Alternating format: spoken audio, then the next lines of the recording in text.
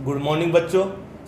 आज हम पढ़ेंगे इलेक्ट्रोस्टैटिक्स। इलेक्ट्रोस्टैटिक्स सबसे पहला टॉपिक है क्लास ट्वेल्थ के लिए।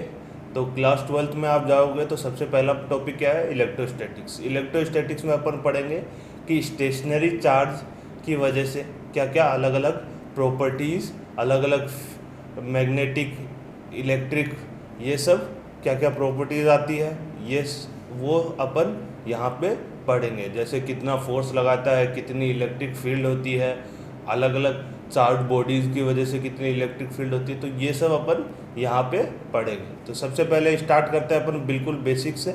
Electric charge. इलेक्ट्रिक चार्ज क्या होता है वो अपन देखते हैं। इलेक्ट्रिक चार्ज अपने सबको पता है कि इलेक्ट्रिक चार्ज सर एक चार्ज होता है 1 कूलम, 2 कूलम, या फिर इलेक्ट्रॉन का चार्ज। वो वैसे नहीं, अपन इसको प्रॉपर डेफिनेशन से लिखे तो इलेक्ट्रिक चार्ज वो चार्ज है, इलेक्ट्रिक चार्ज वो प्रॉपर्टी है जो कि मास के साथ, मैटर के साथ एसोसिएट हो गया, अपने को इलेक्ट्रिक और मैग्नेटिक प्रॉपर्टीज शो करता है। ठीक है, तो ये अपन मैं डेफिनेशन लिखता हूँ और उसके बाद फिर से अपन इसको एक्सप्लेन करेंगे। तो electric charge is the property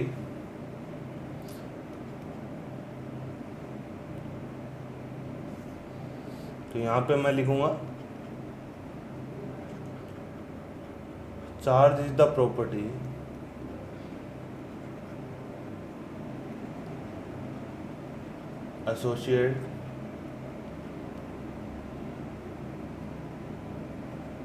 associated with matter,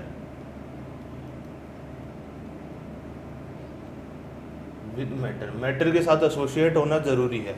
matter के साथ एसोसिएट होना ज़रूरी कैसे है कि आप चार्ज को विदाउट मास या विदाउट मैटर आप नहीं लिख सकते, नहीं होता। मतलब कि अगर आप ऐसे सोचो कि वैक्यूम में कुछ नहीं है और 1 कूलम चार्ज है, ऐसा नहीं है। 1 कूलम चार्ज होगा तो वहाँ पे मास भी होगा, मास के साथ ही चार्ज होता है। ठीक है, तो charge is the property associated with matter. Associated with matter, it produce or experience it produce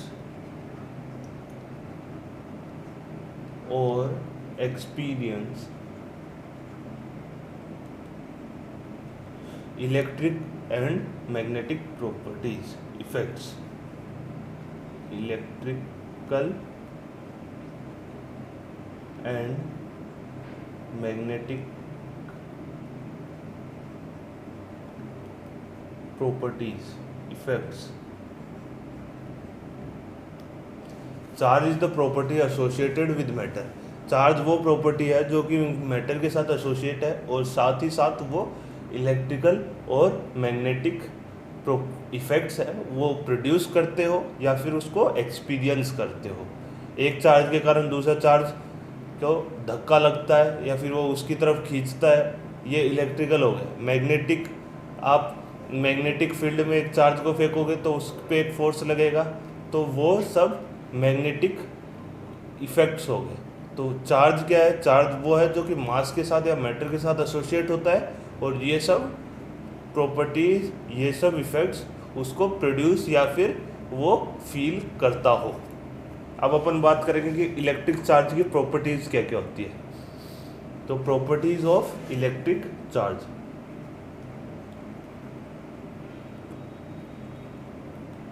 properties of charge,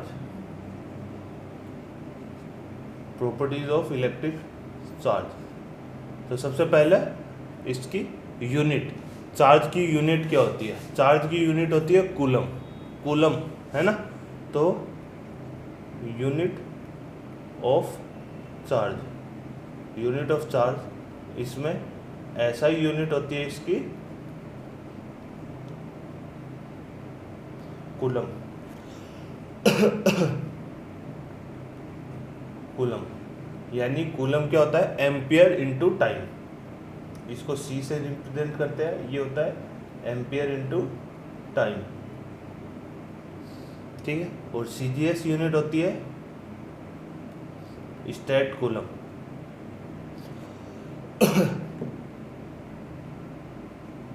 state coulomb. इसको रिप्रेजेंट करते हैं ESU से।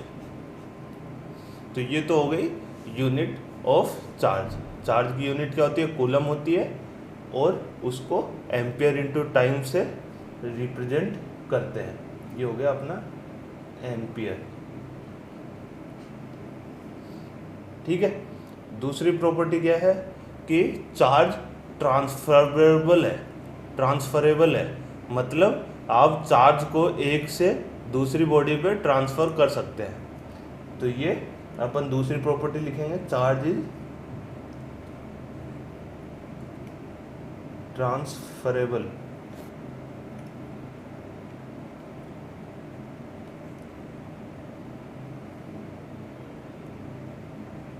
चार्ज इज ट्रांसफरेबल यानी आप चार्ज को एक बॉडी से दूसरी बॉडी में ट्रांसफ़र कर सकते हो। जैसे कि ये पॉजिटिव चार्ज की बॉडी है, कंडक्टर है, ये न्यूट्रल है, मैंने इसको इस पर टच किया तो क्या हुआ? ये चार्ज बट जाएंगे, यानी मान लो 2 इस पे रह गए और 1 इस पे चला गया। तो जैसे ही मैं इस बॉडी को फर्स्ट वाली को सेकंड वाले का टच करूँगा तो चार्ज क्या हो गया? ट्रांसफ़र हो गया। तो चार्ज ट्रांसफरेबल है, charge is transferable. Third property जो कि मैंने आपको पहले भी बताया था कि charge is the property associated with matter. तो मैटर के साथ या मास के साथ एसोसिएट होगी। तो ये हमेशा याद रखना कि charge is always associated with associates with मास। मास के साथ हमेशा एसोसिएट होगा। ठीक है। उसके बाद है चौथी property, charge is conserved. Charge conserve रहता है। चार्ज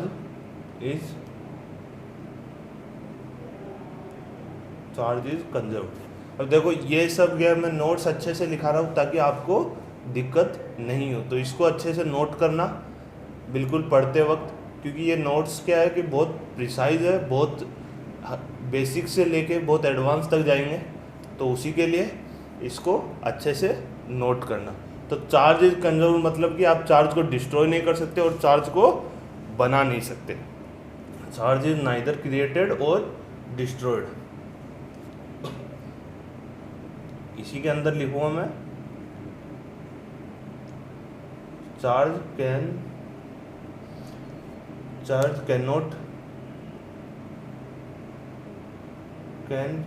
नॉट बी क्रिएटेड और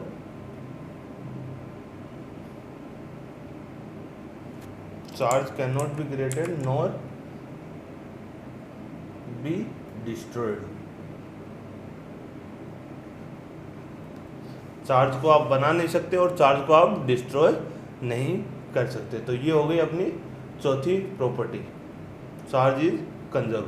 अब इस चार्ज कंजर्व में अगर अपन माने पूरे यूनिवर्स को अपन एक सिस्टम माने, पूरे यूनिवर्स को अगर मैं एक सिस्टम मानता हूँ तो पूरे यूनिवर्स में जितना भी चार्ज है वो क्या है? कांस्टेंट है। एक बॉडी से दूसरी बॉडी चला गया पर पूरे यूनिवर्स का जो भी चार्ज है वो क्या है? हुआ कांस्टेंट हुआ। अगर मैं पूरे यूनिवर्स को एक सिस्टम अज्यूम करता हूँ तो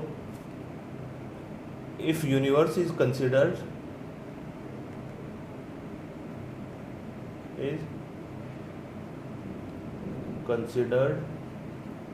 as system, whole net charge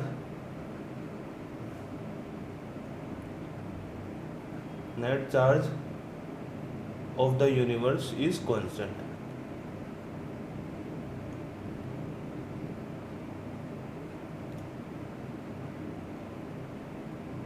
net charge universe का क्या होगा? कांस्टेंट होगा। ठीक है, ये तो हो गई इसकी बात। अब पांचवी प्रॉपर्टी पे आते हैं। पांचवी प्रॉपर्टी है कि अगर आप चार्ज को भगाते हो, if charge have some velocity, तो उसकी वजह से इलेक्ट्रिक चार्ज के अमाउंट पे कोई फ़र्क नहीं पड़ेगा। ठीक है, तो आप जैसे ही चार्ज की कोई वेलोसिटी हो गई तो उससे उसका चार्ज का अमाउंट चेंज नहीं होगा, वो इंडिपेंडेंट होगा वेलोसिटी से। तो उसको लिखेंगे अपन invariance of charge.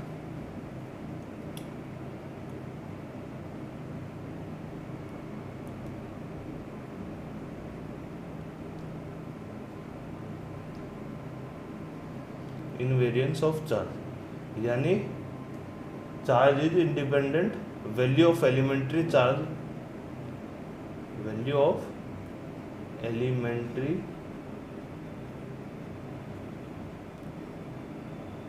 Charge is independent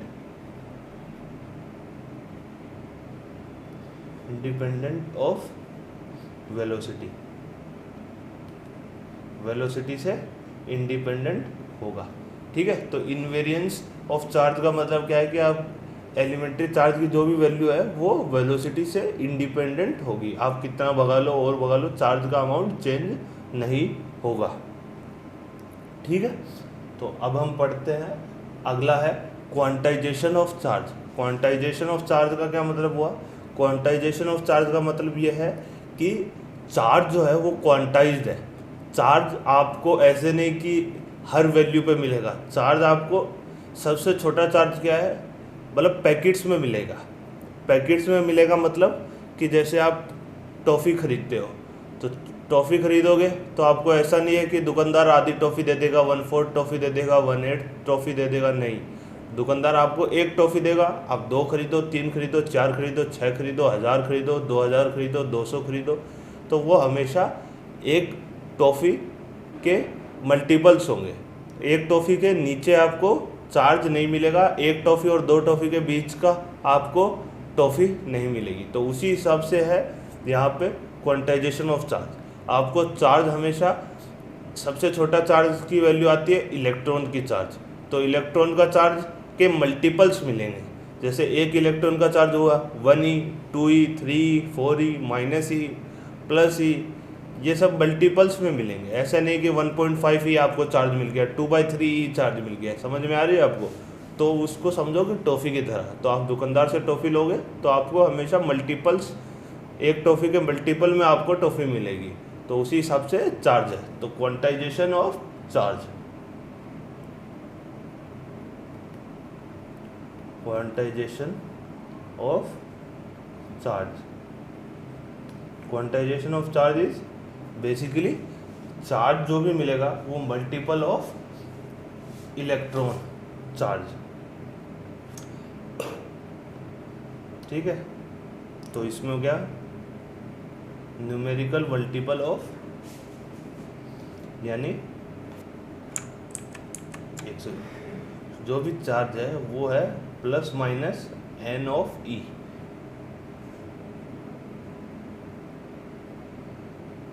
ये इम्पोर्टेंट है ना। तो n क्या है? n इज नेचुरल नंबर,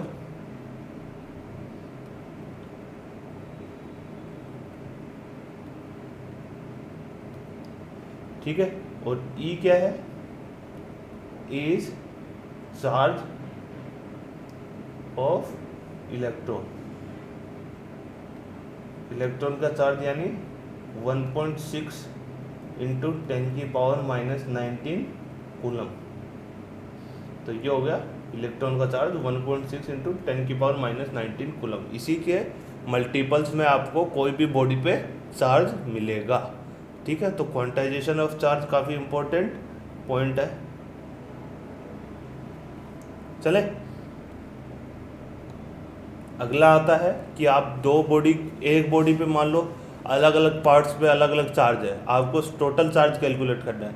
तो चार्ज क्या है? एक स्केलर क्वांटिटी है, चार्ज एक स्केलर क्वांटिटी है, तो उसको ऐड करते वक्त आप डायरेक्टली सीधा ऐड कर सकते हो। तो 7वां पॉइंट है एडिटिविटी ऑफ चार्ज।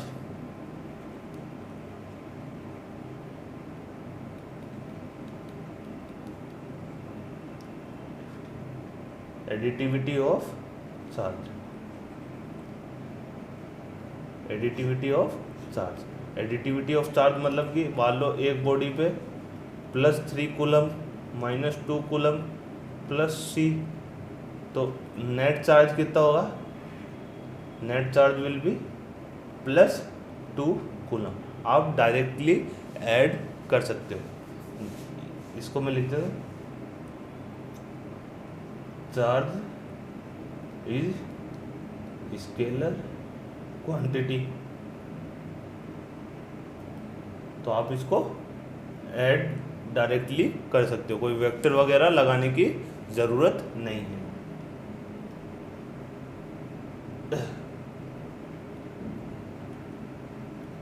डायरेक्टली आप इसको ऐड कर सकते हो। ठीक है, तो अभी तक अपन ने क्या पढ़ लिया, प्रॉपर्टीज पढ़ ली। तो क्या क्या प्रॉपर्टीज अपन ने पढ़ी, अपन ने पहले तो पढ़ा कि चार्ज होता क्या है। चार्ज वो है प्रॉपर्टी जो कि मास के साथ, मैटर के साथ एसोसिएट होती है और जो कि इलेक्ट्रिक फील्ड या मैग्नेटिक फील्ड प्रोड्यूस या फिर फील कर सकती है। उसके बाद अपन ने पढ़ा प्रॉपर्टीज़ के बारे में। तो सबसे पहले यूनिट क्या होती है, एसआई में कूलम और सीजीएस में स्टेट कूलम होती है।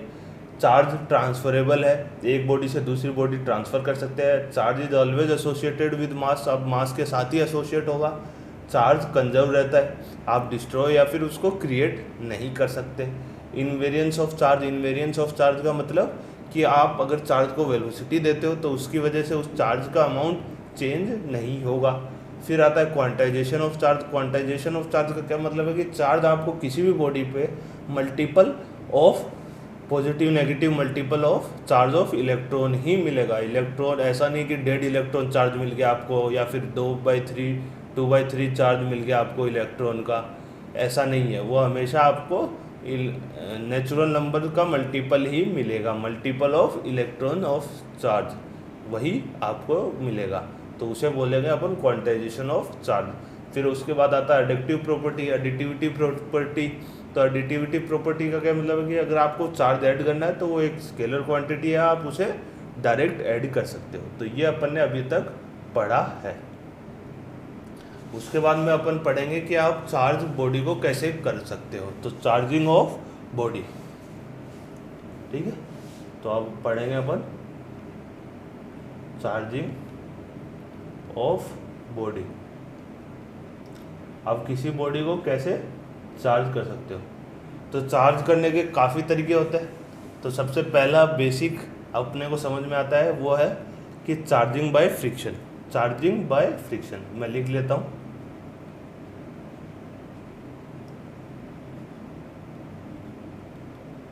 Charging by friction, charging by friction का क्या मतलब है कि एक, आपने बचपन में पढ़ा होगा कि ग्लास रोड है, उसको टॉवल या फिर किसी से अपन ने रब किया, फ्रिक्शन को यूज़ किया, तो उसकी वजह से ग्लास रोड पे कुछ चार्ज आ गया, टॉवल पे कुछ चार्ज आ गया। तो अपन दो बॉडी को, वूल को और कॉम को रब करेंगे या फिर किसी ऐसी चीज़ को रब करेंगे तो एक बॉडी पे अलग चार्ज आ जाता है, दूसरी बॉडी पे अलग चार्ज आ जाता है। तो सिंपल है चार्जिंग बाय फ्रिक्शन का, कोई मतलब कि भारी नहीं है। आप कोई जैसे क्लॉथ है, इसको आप रोड से रब करोगे तो इस पे कुछ चार्ज प्रोड्यूस हो जाएगा और रोड पे, उस पे कपड़े पे कुछ अलग चार्ज प्रोड्यूस हो जाएगा। तो friction, charging by friction basic है, कोई ज़्यादा दिमाग वाला टॉपिक पॉइंट नहीं है। दूसरा है charging by conduction. Charging by conduction,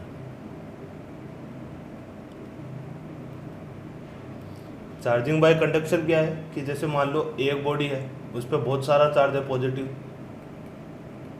और दूसरी बॉडी है जिस पे चार्ज नहीं है। अब मैंने इन दोनों को टच कर दिया, तो जब मैंने इन दोनों को टच कर दिया तो क्या होगा, चार्ज ट्रांसफ़र होगा क्योंकि चार्ज ट्रांसफरेबल है।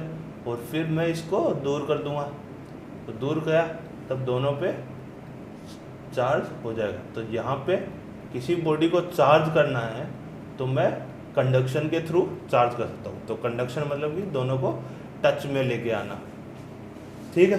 तो कंडक्ट करवाना, तो वो टच में। अब यहाँ पे मैं एक वायर भी यूज़ कर सकता था, मतलब कि कंडक्शन होना चाहिए।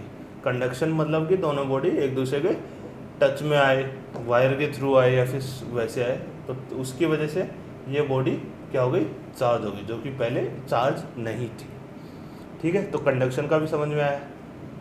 तीसरा आता है charging by induction. Charging by induction. Charging by induction का क्या मतलब है, जैसे सोचो एक बॉडी है, उसमें पॉजिटिव भी है नेगेटिव भी है, पॉजिटिव भी है नेगेटिव भी है, positive negative positive negative negative positive, सारे चार्ज रहते हैं, ठीक है। अब मैं इसके पास एक पॉजिटिव रोड लेके आया। पॉजिटिव रोड लाने की वजह से क्या होगा, जो नेगेटिव चार्ज है वो तो क्या करेंगे, अट्रैक्शन फील करेंगे, और जो पॉजिटिव चार्ज है वो क्या करेंगे, रिपल्सन फील करेंगे। तो जैसे मैं इसके पास लेके आऊँगा तो होगा क्या, होगा ये कि जो नेगेटिव चार्ज है,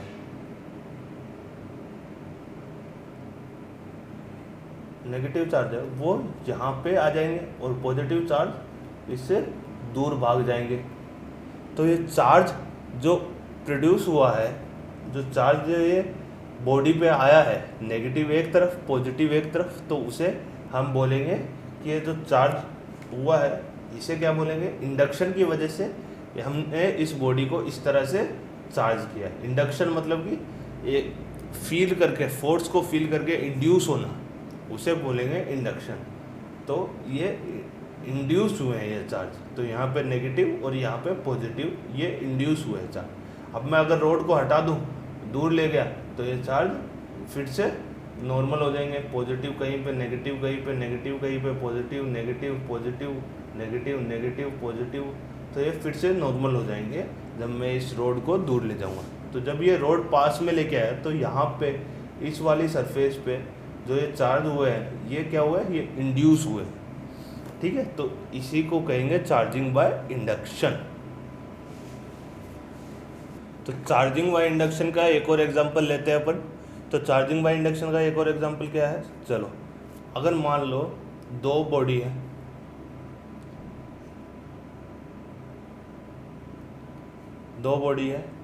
अब ये एक दूसरे के टच में, ये positive negative positive negative positive positive negative positive negative, ये क्या नॉर्मल है। अब मैं यहाँ पे एक पॉजिटिव रोड लेके आया। पॉजिटिव रोड लेके आने की वजह से क्या होगा कि नेगेटिव चार्ज जो कि दोनों का है, ये इधर से क्या ट्रांसफ़र हो सकता है चार्ज, क्योंकि कंडक्शन होगा। तो नेगेटिव चार्ज क्या होगा, इसकी तरफ अट्रैक्ट होगा, इसकी तरफ अट्रैक्ट होगा रोड की तरफ। तो जैसे पॉजिटिव पॉजिटिव पॉजिटिव, और रोड पे इधर क्या हो गया, नेगेटिव नेगेटिव नेगेटिव नेगेटिव, और दूसरे वाले इस पे पॉजिटिव पॉजिटिव पॉजिटिव पॉजिटिव, ठीक है। अब मैं क्या करूँगा, इन दोनों को हटा दूंगा, दूर दूर कर दूंगा। तो दूर दूर करने की वजह से क्या होगा, नेगेटिव तो एक में रह गया और पॉजिटिव एक में रह गया। तो इससे भी क्या किया मैंने, एक बॉडी को चार्ज कर दिया।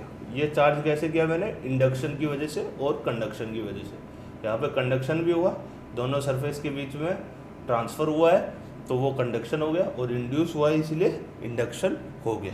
तो ये हो गया चार्जिंग बाय इंडक्शन का एक और एग्जांपल। चले अब एक और एग्जांपल देखते हैं अपन। अभी तक जो किया है उसके हिसाब से, कि एक इबोनाइट की रोड है, उसको अपन ने फर के साथ रब किया। तो इबोनाइट की रोड को फर के साथ रब किया तो कुछ अमाउंट ऑफ चार्ज ट्रांसफ़र हुआ। तो अपने को निकालना है कि कितने इलेक्ट्रॉन ट्रांसफ़र हुए और कितना मास ट्रांसफ़र हुआ, वो अपने को निकालना है। तो सबसे पहला है, तो इबोनाइट की रोड थी,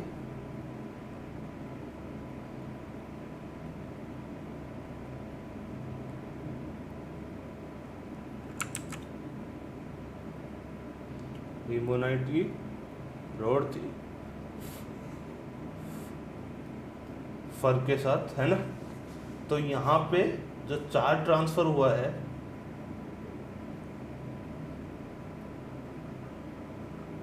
वो दे रखा है -3.2 इंटू 10 की पावर -8 कूलम। हमको पहला निकालना है नंबर ऑफ इलेक्ट्रॉन जो कि ट्रांसफर हुए हैं।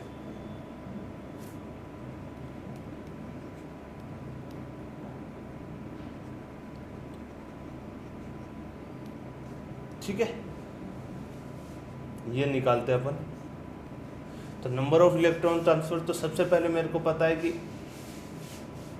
चार्ज हमेशा क्या होगा, क्वांटाइज्ड होगा। चार्ज ट्रांसफर हमेशा क्या होगा, क्वांटाइज्ड होगा। तो क्वांटाइज, तो मैं पहले निकालूंगा चार्ज ट्रांसफर क्या है। दोनों न्यूट्रल थे, इसमें इतना चार्ज ट्रांसफर हुआ, मतलब ये क्या है, नंबर ऑफ इलेक्ट्रॉन का मल्टीपल है, यानी -3.2 into 10⁻⁻8 is number of electron into charge of 1 electron, 1.6 into 10⁻⁹। तो यहाँ से मेरा n कितना आ गया, n आ गया 20।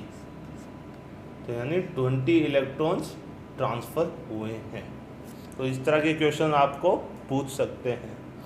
ठीक है, अब अपन चलेंगे कूलम्स लॉ की तरफ।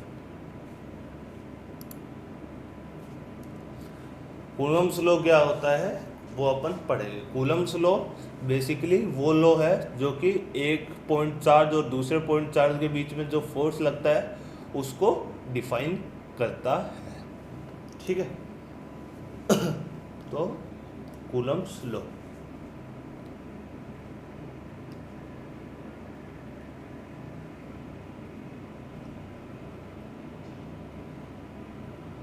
अब हुआ क्या, जैसे एक पॉइंट चार्ज था Q1, एक पॉइंट चार्ज था Q2। ठीक है, दोनों के बीच में डिस्टेंस थी R। अब दोनों के बीच में क्या होगा, फोर्स फील होगा, क्योंकि दोनों चार्ज है। अगर दोनों अपोजिट चार्ज है तो अट्रैक्शन फील होगा, और दोनों सेम चार्ज है तो रिपल्शन फील होगा। तो जो फोर्स फील हुआ वो प्रोपोर्शनल निकला Q1 के, एक्सपेरिमेंटली। मतलब जितना ज़्यादा Q1 होगा उतना ज़्यादा फोर्स होगा। समझ में भी आता है कि जितना ज़्यादा बड़ा चार्ज होगा उतना ज़्यादा फोर्स होगा। सिमिलरली फोर्स निकला Q2 के भी प्रोपोर्शनल, जो कि Q2 के जितना बड़ा चार्ज होगा उतना ज़्यादा अट्रैक्शन या रिपल्शन का फोर्स होगा। अगर दोनों ही बड़े चार्ज है, मतलब एक Q हुआ और एक 2Q हुआ, तो फोर्स डबल हो जाएगा। ये भी समझ में आता है कि ज़्यादा बड़ा चार्ज तो ज़्यादा फोर्स। तीसरा अपने को निकल के आया वो था कि वो प्रोपोर्शनल टू 1/r²। जितनी ज़्यादा रेडियस होगी उतना फोर्स कम फील होगा। ज़्यादा कम रेडियस होगी, कम रेडियस मतलब कम डिस्टेंस होगा तो फोर्स ज़्यादा फील होगा, और ज़्यादा डिस्टेंस होगा तो फोर्स कम फील होगा। बहुत दूर दूर चार्ज रखे तो फोर्स नेग्लिजिबल फील होगा, और बहुत पास रखे तो फोर्स बहुत ज़्यादा फील होगा, मैग्नेट की तरह। समझ रहे हो? तो उसी तरह से चार्ज क्या है, उसी जैसे ग्रेविटेशन में नहीं होता था वही फंडा यहाँ पे भी होगा। और ये तो इन सब से निकल के क्या बना, force is directly proportional to Q1 Q2 upon r²। तो यहाँ पे force is equal to K Q1 Q2 upon r²। ये आ गया कूलम्स लॉ, ये आ गया अपना कूलम्स लॉ। अब यहाँ पे K क्या है, ये है कूलम का कांस्टेंट।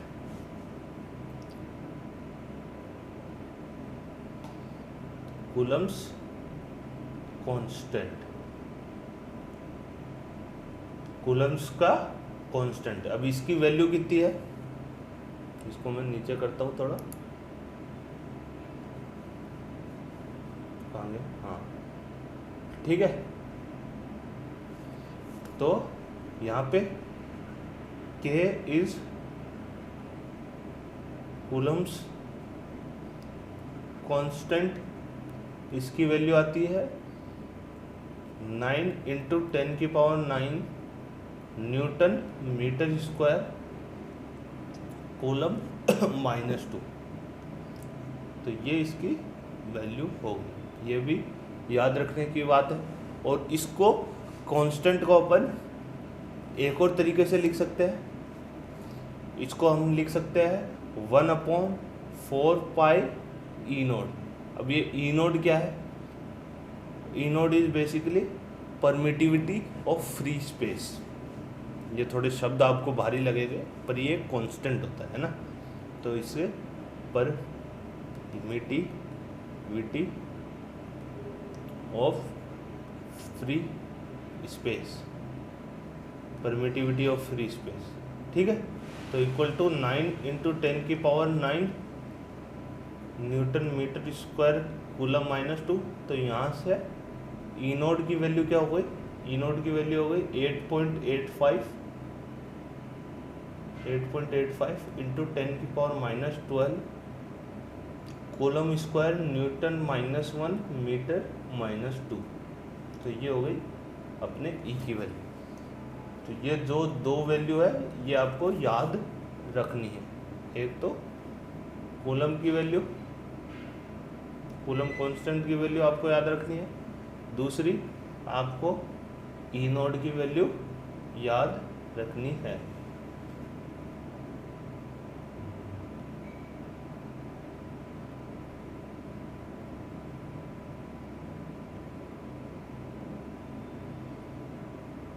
ठीक है, तो ई नोड कूलम कांस्टेंट की वैल्यू याद रखनी है और एक परमिटिविटी ऑफ फ्री स्पेस की वैल्यू याद रखनी है। ये कांस्टेंट होता है जो कि अपने को डिटरमाइन करता है कि जो फ्री स्पेस है उसमें किस हिसाब से ये प्रोपोर्शनल है, मतलब कि अगर ज़्यादा कोई मीडियम लेते हैं तो उसमें ये वैल्यू चेंज होती है, तो वो अपन बाद में पढ़ेंगे। तो ये कांस्टेंट है, ये समझ के चलो। अभी permittivity of free space 1/4 pi E node होता है, कूलम्स कांस्टेंट 9 इंटू 10⁹, और फोर्स आ जाता है ये Q1 Q2 upon R square. तो अभी तक ये अपन ने पढ़ चुके हैं। अब अपन पढ़ेंगे कि इसकी अलग अलग प्रॉपर्टीज़ क्या है, पॉइंट्स क्या है जो अपने को ध्यान में रखने हैं कूलम्स लॉ के।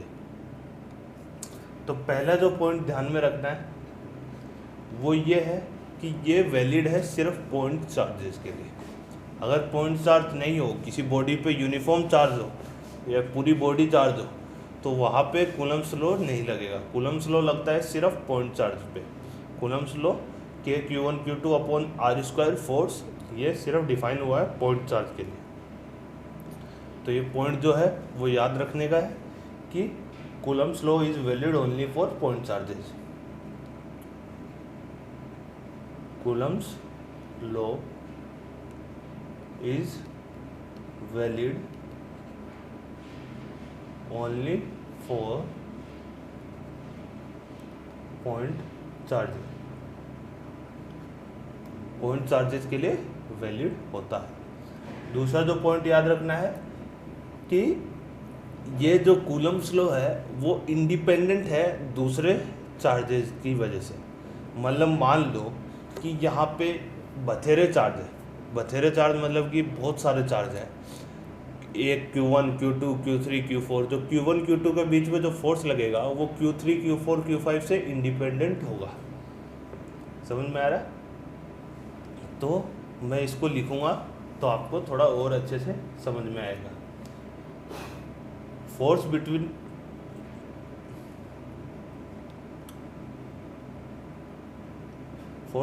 two charges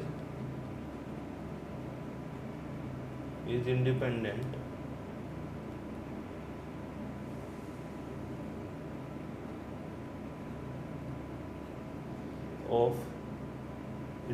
of presence or absence, independent of presence or absence of any other charge।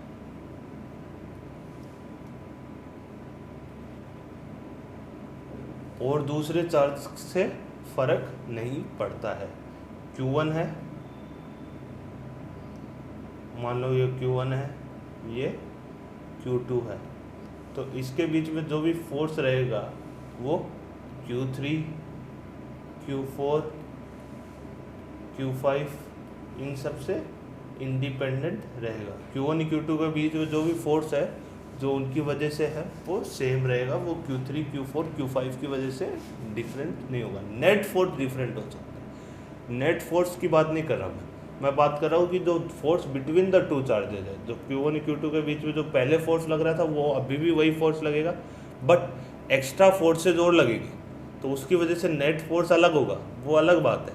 पर मैं कह रहा हूँ जो फोर्स लग रहा था वो चेंज नहीं होगा।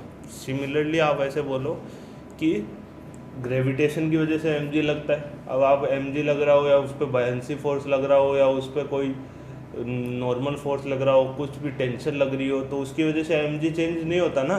तो सेम वही है कि और फोर्स लग रहे हो लगने दो, पर जो दो चार्ज के बीच में जो फोर्स लग रहा है वो कूलम्ब्स फोर्स वो चेंज नहीं होगा। तो ये यहाँ पे इस पॉइंट में क्लियर होता है। तीसरा है जो कूलम्ब्स फोर्स है जो वो कंजर्वेटिव फोर्स है, ठीक है, बिकॉज ये 2 पॉइंट के बीच में लग रहा है इसलिए ये कंजर्वेटिव फोर्स है। तो coulomb force is electrostatic force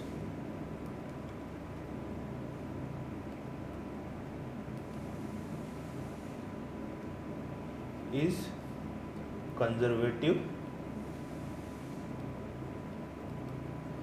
force. इसमें आप एनर्जी वगैरह कंजर्व कर सकते हो क्योंकि ये कंजर्वेटिव फोर्स है। तो अभी तक अपन ने कूलम्ब फोर्स देख लिया। कूलम्ब फोर्स की वैल्यू आई K(Q1Q2)/r²। K की वैल्यू 9 × 10⁹ और इसको अपन 1/4π E0 भी लिख सकते हैं। E0 is permittivity of free space, तो परमिटिविटी ऑफ फ्री स्पेस की वैल्यू 8.85 × 10⁻12। और कूलम्ब्स लॉ वैलिड होता है सिर्फ पॉइंट चार्ज के लिए, और कूलम्ब लॉ दो पॉइंट के बीच में फोर्स है वो इंडिपेंडेंट होता है और अदर चार्जेस जो भी प्रेजेंस में हो या नहीं हो। तीसरा ये कंजर्वेटिव फोर्स है। अब हम बात करेंगे क्योंकि ये फोर्स है तो ये वेक्टर फॉर्म में होगा, तो ये वेक्टर फॉर्म में होगा तो अपने को इसकी वेक्टर फॉर्म में लिखना पड़ेगा। तो यहाँ पे अपन थोड़ा वेक्टर इसमें घुसाएंगे, ठीक है। Coulomb's law in vector form. अभी तो बचपन वाली बात कर दी K(Q1Q2)/r², अभी वेक्टर फॉर्म में अपन इसको लिखेंगे।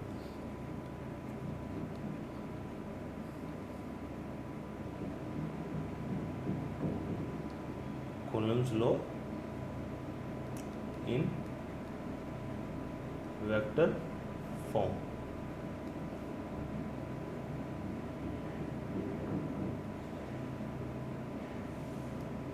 ठीक है, तो वेक्टर फॉर्म में लिखने से पहले मैं एक्सिस वगैरह खींच देता हूँ।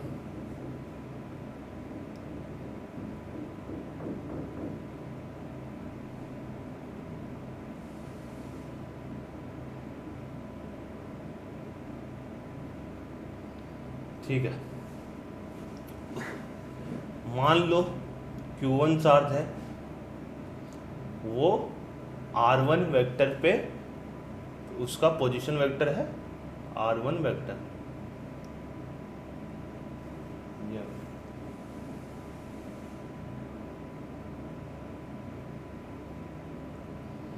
ये है R1 वेक्टर, इसका पोजीशन वेक्टर है, ठीक है। और Q2 चार्ज है, उसका पोजीशन वेक्टर है R2 वेक्टर, ठीक है। मान लो दोनों पॉजिटिव चार्ज है, तो इस पे तो फोर्स इधर लगेगा और इस पे फोर्स इधर लगेगा। तो मैं लिख रहा हूँ F(2/1) और यहाँ पे F(1/2), ठीक है, ये हो गया। और इस वेक्टर की डायरेक्शन, इस वेक्टर का क्या लिखूंगा मैं, R1 plus this is R2, तो ये वेक्टर हो गया R2 vector minus R1 vector. जो ये वेक्टर है दोनों पॉइंट के बीच में, ये है R2 vector minus R1 vector, ठीक है। तो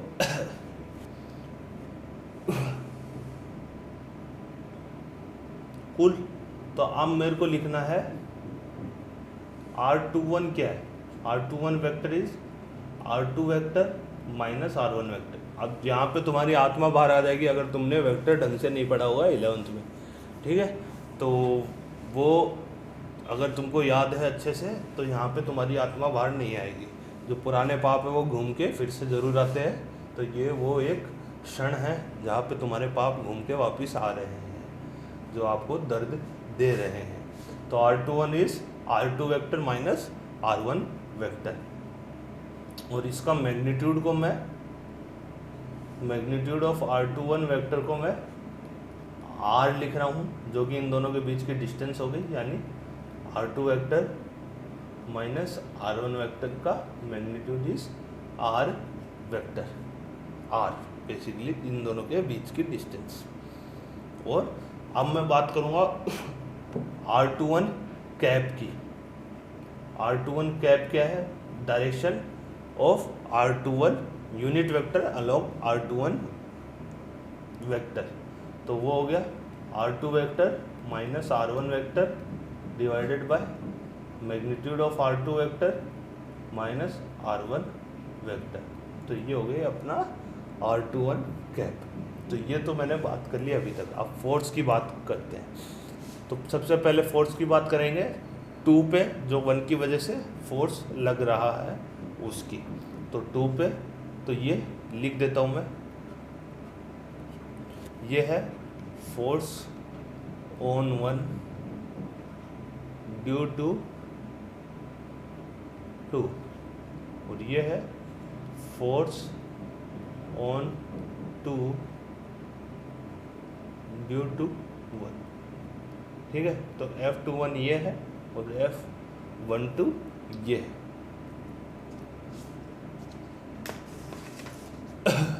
तो अब बात करेंगे F21 की।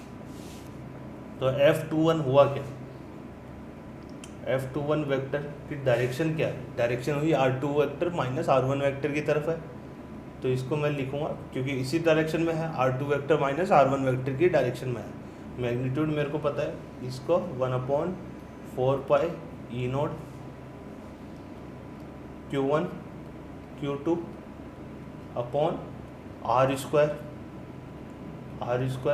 और डायरेक्शन क्या है?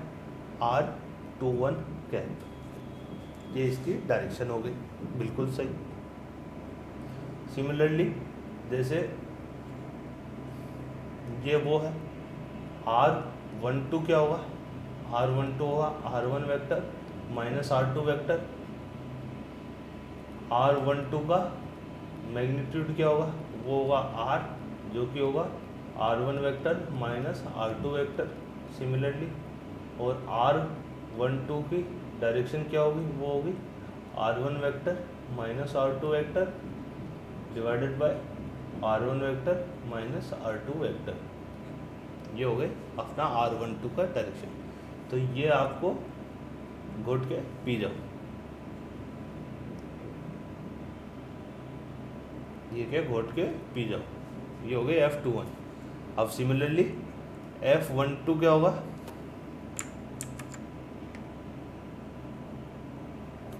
F12 पहले तो मैग्नीट्यूड लिख दूंगा मैं 4 पाई E0।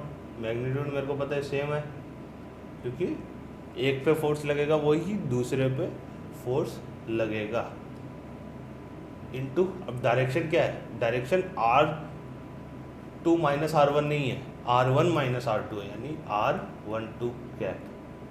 तो इसको भी डब्बे में डाल दो। तो जो चीज़ डब्बे में है उसको क्या करना है? नींबू पानी बना के घोट के पी जाना है। घोटना पीना कुछ नहीं है, बेसिकली ये ध्यान रखो कि अगर R12 है तो फोर्स 12 वाला होगा, और F21 है तो R21 वाला होगा। थोड़ा सा दिमाग लगाओगे, डायग्राम वेक्टर ड्रॉ करोगे तो आ जाएगा, ठीक है। तो इतना कोई महाभारत वाला खेल नहीं है। और F12 यहाँ से आपको पता है F12 vector is negative of F21 vector, दोनों एक दूसरे से नेगेटिव है। ये वाला भी पॉइंट आपको क्लियर हो चुका है, क्योंकि 1 2 R12 is R1 minus R2 upon R, और R21 is R2 minus R1 upon R। ठीक है, तो ये हो गया Coulomb's law. Coulomb's law vector form में इस तरह से लिखते हैं। वेक्टर फॉर्म में आपको बेसिक से ऐसे लिखने की ज़रूरत नहीं है, एग्ज़ाम में आप वेक्टर ड्रॉ करो तो आपको चीज़ें समझ में आ जाएगी।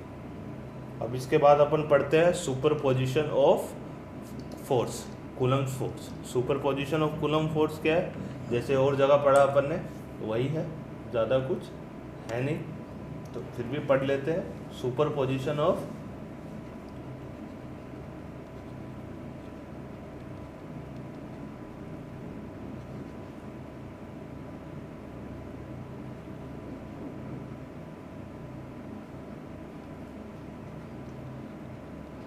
Superposition of coulomb force basically है क्या कि एक चार्ज है Q, उस पर Q1 Q2 Q3 Q4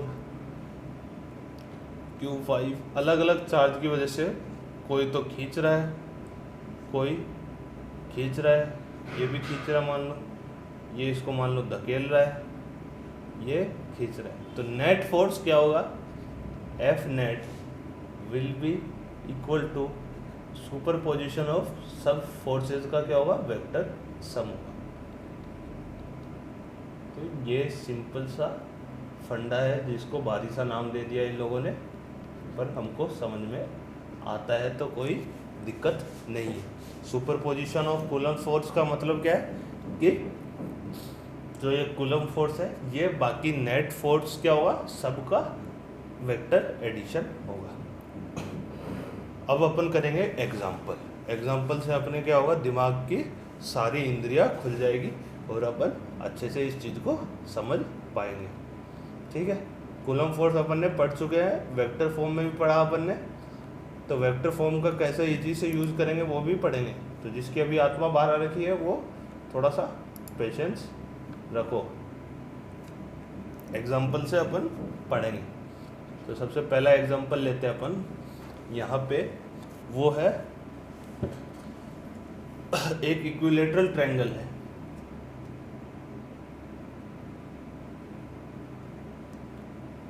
जिसके तीनों कोनों पे हमने Q चार्ज रख रखे हैं।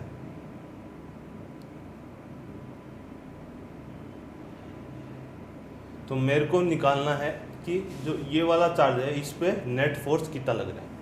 सिंपल सा है, कैसे करेंगे, सिंपल कैसे करेंगे, क्या मतलब है, ऐसे करेंगे, एक एक चार्ज की वजह से फोर्स निकालेंगे, उसके बाद उसका सुपर इम्पोजिशन कर देंगे, मतलब वेक्टर एडिशन करेंगे। अगर मान लो इसकी लेंथ R है, तो इधर जो फोर्स लगा वो F है, सिमिलरली उधर ही इतना ही फोर्स इधर F लगेगा। एंगल कितना है, 60 डिग्री। ठीक है, तो पहले F की वैल्यू निकालो, F is K Q1 Q2 upon R square, यानी K Q square upon R square. ठीक है, और 60 डिग्री है तो नेट फोर्स कितना होगा, नेट फोर्स होगा F नेट क्या होता है, F नेट होता है under root of A square plus B square plus 2AB cos theta. ये याद है, वेक्टर में किया था। तो similarly under root of F square plus F square plus 2F square और कॉस 60, तो यहाँ से आ जाएगा कॉस 60 हाफ होता है, तो ये आ जाएगा √3F स्क्वायर, ये आ गया √3F।